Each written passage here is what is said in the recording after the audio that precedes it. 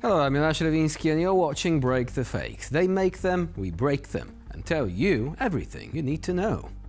At a Security Council meeting, Russian dictator Vladimir Putin decided to remind the world that he is not only a lover of very long tables and Botox, but also, and I quote, a leading expert on nuclear stability. This time, the Kremlin leader threatened the US and NATO, saying that Moscow was, and I quote again, ready to respond to any new threat, not with words, but with military force. Right, so the days since last nuclear threat counter is back to zero once again. Let's see what he cooked up this time. Подчеркивали крайнюю опасность дальнейшей деградации ситуации, но и неоднократно выдвигали конкретные идеи по ее совместному выправлению. Однако наши предостережения и инициативы не получили внятного отклика. Подчеркну, и в этом ни у кого не должно быть сомнения, Россия в состоянии ответить на любые существующие и вновь возникающие угрозы. Ответить не на словах, а путем применения военно-технических мер. Пример тому наше решение об отказе от одностороннего моратория на развертывание наземных ракет средней и меньшей дальности.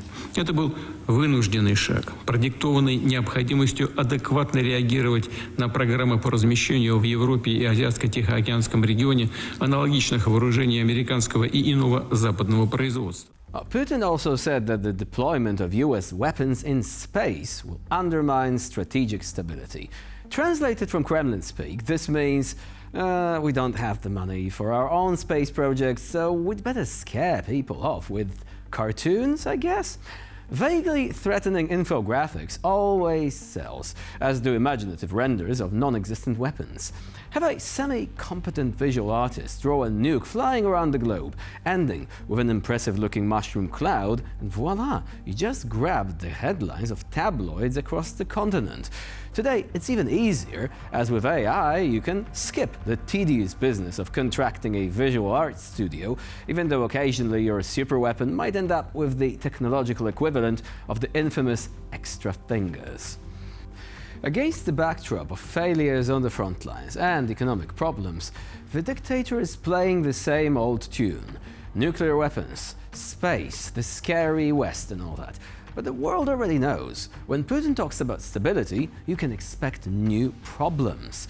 The Kremlin may dream of its own take on the Star Wars project all at once, possibly ending up with some AI-generated video or inflatable props on a Moscow parade instead.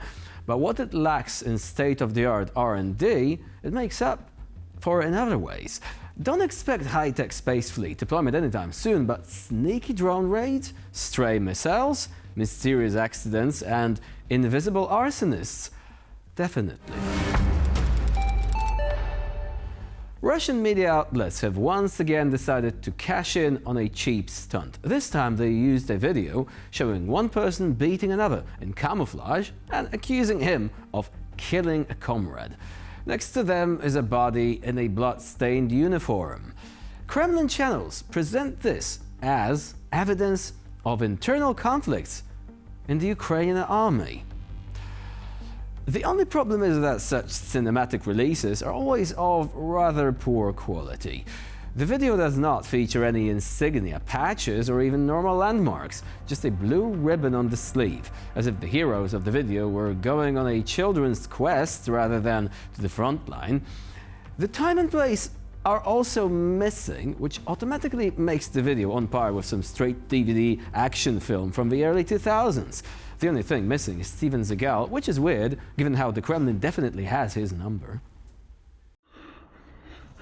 Долбойов, вбився нахуй, ти вбив пацана, блядь, ти розумієш нахуй? Якого, блядь, пацана? Мразота, вбив підар пацана, нахуй. Пацана, блядь, Тебе підар посадять, нахуй, тебе підарас, блядь, посадять нахуй в тюрму, блядь, за вбивство. Поняв, блядь, ти мене?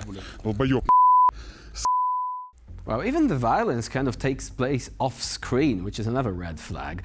The purpose of these videos is obvious: to undermine confidence in the Ukrainian armed forces, destabilize society, and attempt to demoralize soldiers themselves. Russian propaganda systematically churns out such sensational stories. First, punishing a soldier with a bag over his head. then shooting a commander, and now a fight over the Russian language. These are all fabricated stories designed to discredit the Ukrainian army. In reality, the only ones being discredited are the directors themselves who produce fakes at the level of student coursework from film school, or even lower than that. While Ukrainian soldiers are actually holding the front line, Russian propagandists are waging war on TikTok and Telegram. They invent stories about internal conflicts in the armed forces of Ukraine, but each such masterpiece only confirms that things are so bad for the Kremlin that it has to resort to flooding the information space with clips worthy of the Golden Raspberry. Not to mention that there is an awful lot of similar, real videos depicting reality in the Russian army. And of course, Russia cannot stand the fact that the Ukrainian military can somehow function without drunken troops and frequent cases of friendly fire. So, by making these little clips, it tries to project its own failures upon its rivals. The Russian media are having a field day with what they call a cultural breakthrough. The Intervision song contest, which Moscow is trying to pass off as an alternative to Eurovision. According to the propaganda crew, the show has attracted phenomenal interest around the world and has become a symbol of multipolarity and traditional values. But is this really the case? You know how it is with any Russian brand these days? High risk of false advertising. So, is this a cultural masterpiece or the artistic equivalent of taking Kiev in 3 days? The main victory of the contest, which was widely reported by the Kremlin media, was allegedly 4 billion viewers across the globe.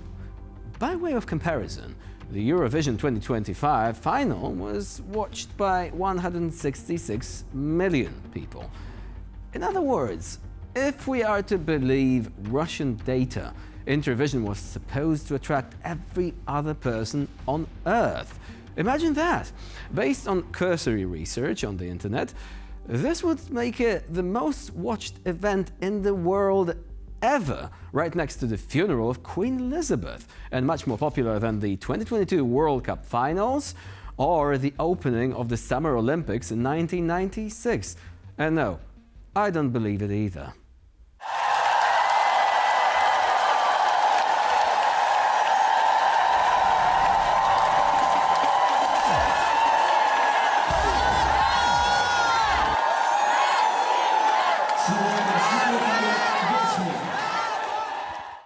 Wow, this looks so serene. Peace, love, and Shahed drones, if we were to be sarcastic. Anyway, 23 countries from the global south participated in the event, but the problem is that performers from these countries are often unknown even in their hometowns. For the Russian audience, Intervision was presented as a cultural revenge against the West. This is real art, they said, not the depraved Eurovision. But how credible is an event promoting traditional values when the host has been waging a war of aggression for the last 3 years? This event featured 0 rainbow flags, obviously, but it did feature Russia's contender, Shaman, sanctioned by the EU for supporting the war, by the way, making a nationalist speech during his performance. Charming. At least he asked the jury not to vote for him, which allowed a young artist from Vietnam to take the prize instead. I guess the members of the panel must have breathed a sigh of relief. Intervision is a typical propaganda project. Loud numbers without any confirmation, grandiose statements about world recognition, and a blatant attempt to create the illusion of a cultural alternative to the West. But to claim this thing had 4 billion people glued to the screens, including in countries where YouTube is blocked due to censorship, is, a bit of a stretch.